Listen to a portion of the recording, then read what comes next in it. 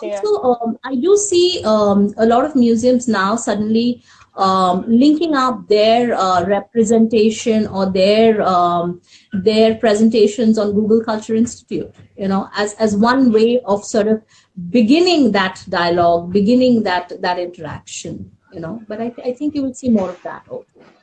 Exactly, exactly. Actually, in Iran, we lost a great opportunity. 21st March is the Persian New Year, and it's one of the longest holiday in Iran, around 2 weeks. And it was exactly two sides lost. First of all, people are mostly traveling during those days. So definitely they would visit the museums or heritage sites, or they are, spending time at their own city museums. So one side is that, and other side was for the museums, which I think they lost around $4 million generating revenue from the ticket selling. And for the Iran, which is now, as you may have heard of the U.S. sanction that they are facing with economical, issues, it was a big challenge. That is, I think, it doesn't show yet, but it is going to affect soon in the future. In the other hand, I don't know what is going on private museum exactly, but mainly they are, doing everything by their own. I have seen, for example, one of the most engagements of them, the Puppet Museum. They are still selling their, puppets, dolls, or this kind of thing, as people were, free and they are bored. So it was a great opportunity for that museum. But about the responses, I can say that in the first week that the pandemic have been going on in Iran, we were kind of in shock that I think every society were like that there was nothing. So finally one day there was a suggestion from the Mohammad Hekmat, one of the Iranian museologists, to invent a campaign. At least start with whatever we have as of now, then we will move on. And as ICOM even say that museums will move on. So it seems it has gone very well, especially, for example, in each day, as soon as the Persian New Year has started, each day there was a live museum visit. It was with the limitation in the staffs, or they were taking precautions or this kind of thing, and it was live on something like national YouTubes. And soon after that, those videos have saved on that platform. But the issue is that I am thinking that we, museum community, we are talking to ourselves. It is only that. That's, for example, if you go and choose and every hashtags, mostly it has been sharing about curators, conservator, or museum itself. Maybe in one or two, I have seen that it moves on to the society or community, which is the actually faking of the artwork recreation. As my voice is coming back. Okay, are you hearing me? Yes, I can hear you. Okay. So those artwork recreation, I just wanted to tell, it is suggested by some American museums, which the context is totally different, which maybe the collection would be different, and what would be this connection with the society? So are the museum really pay attention to these challenges? Because these challenges comes after the responses that the museum trying to solve people's problem. Okay, I think it's a good question to ask. So what I hear from your sort of question is that maybe some of these hashtags that we're talking about, whether it's maybe, you know, the popular ones really that I have seen as culture in quarantine, I've seen museum from home, you know, and ask a curator, and all those have been the traditional stuff. Yes, they may have been given by the Western world, but I think they're universal and sort of wide enough for you to interpret it in your way. So, for example, museum from home is just a very broad idea, you know, and you could choose to interpret it in any different way, whether it's asking for art creation, you know, to be done basis a painting, whether it's you asking people to join in a live sort of walk. So it's open to interpretation.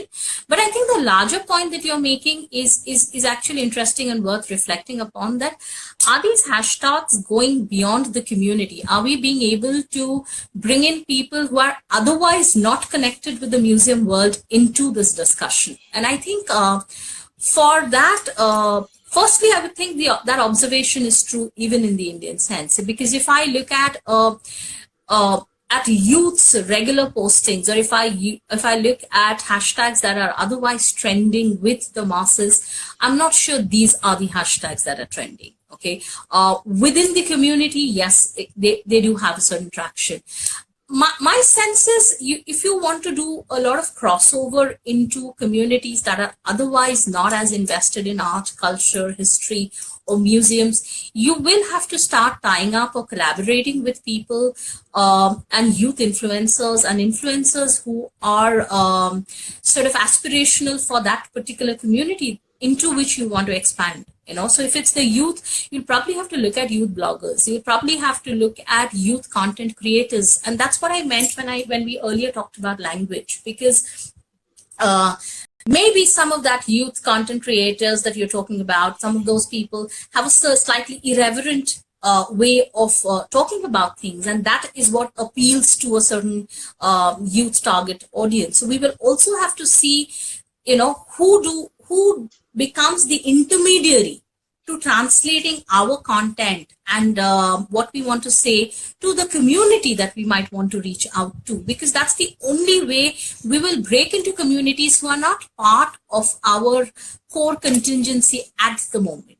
You know, similarly, and it could be sometimes a language-based community, it could be a demographic-based community, it could be an interest-based community. You know, you will have to find the right gatekeepers for the same. And all of those gatekeepers may or may not be the curators themselves, you know. So the curator and the education teams or the social media teams will also, I feel, have to look out for people who will be able to collaborate with them in ensuring that this content sort of reaches the right audience or reaches a larger audience, you know, because I think there's also the larger point of not every curator or not every education team member or even social media team member is necessarily a good presenter or an anchor. And right now, we need a lot more people to actually get in front of the camera, you know, to be presenters of the content also. So, you know, there are two paths when you're thinking about content. There's content creation and there's content presentation. So just like you need a person to sort of the content, together the content, you also need the right kind of delivery of that content for it to attract the right number of eyeballs, for it to gain a certain traction, for it to be shared by the community, you know. And I think for that you will need a lot more collaboration with other content creators who may not be part of the museum sort of world at present. That will be important to sort of look into. So in this cross collaboration, if we think about the, you know, what would be the big fault, what would be the fault when everyone is going to be online? Of course, that's the only solution that we are staying at home, nothing to do. But what would be the afterward of this? I think one thing to remember is that when you're online, the competition for eyeballs for that content is much, much more.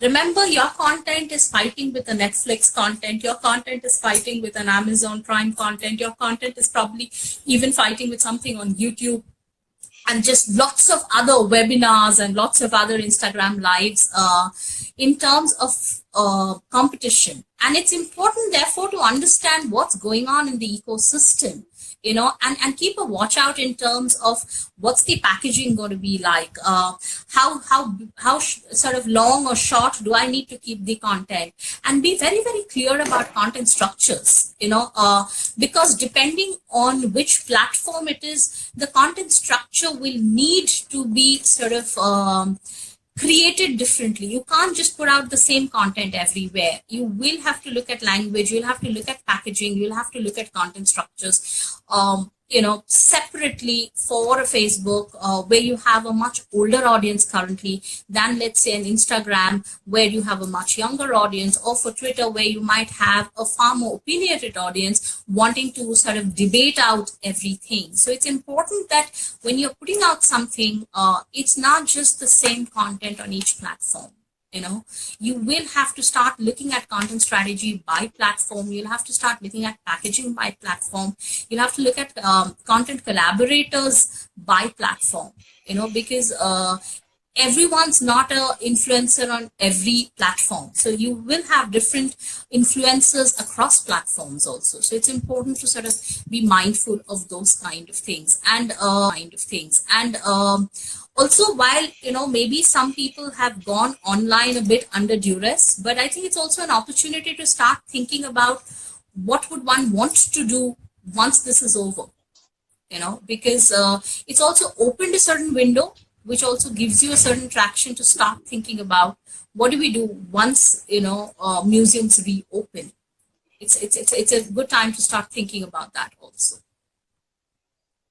So if we want to produce content, whether in social media, whether in our website, whether on YouTube, which kind of it you would suggest? For example, is it okay that every day?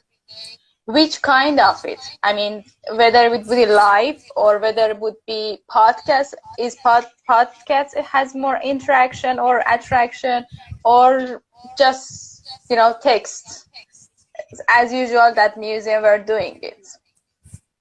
I think there's no one strategy fits all. I think first it's about understanding what is the museum brand all about, and then understanding who are we trying to target via the particular social media. It's also a good time to start checking if for the bigger museum, what is the follower profile? Are there more Indians? Are there more foreigners? Are there more younger audience? Is it more male? Is it more female? Because you will have to start taking into account what is the target group profile that you already have existing on your platform.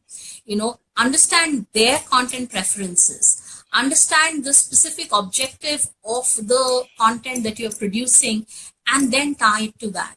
It also depends upon when you're doing live, things like what time do you want to do the live. If you want to be doing a live at 11 a.m., people are going to be working. And if you, let's say, have more working people on your platform, then that's probably not the right approach. Even if you need to do a live, then you probably need to do it after 6 p.m. or after 7 p.m. and ensure that maybe the recorded version of it is also available on the IGTV. Because it's also important to understand you will get a certain eyeball when you're doing live, but there'll be a lot more people, sort of catching the rerun of it or the recorded version of it. So you'll have to keep all of that in mind. I think lives work if you're trying to launch something, if you're trying to announce something and you're keeping a short, 15-20 minutes, maybe at best half an hour. Yes, because also understand a lot of people are hard on time. It's not that just because they're in lockdown, everyone has a lot of time. There's a lot of housework. There's a lot of looking after children. Now, you don't have helps at home. There are no maids. Most of the maids are also on lockdown. So there is a lot of to-dos, so people are not just waiting to consume only museum content online. And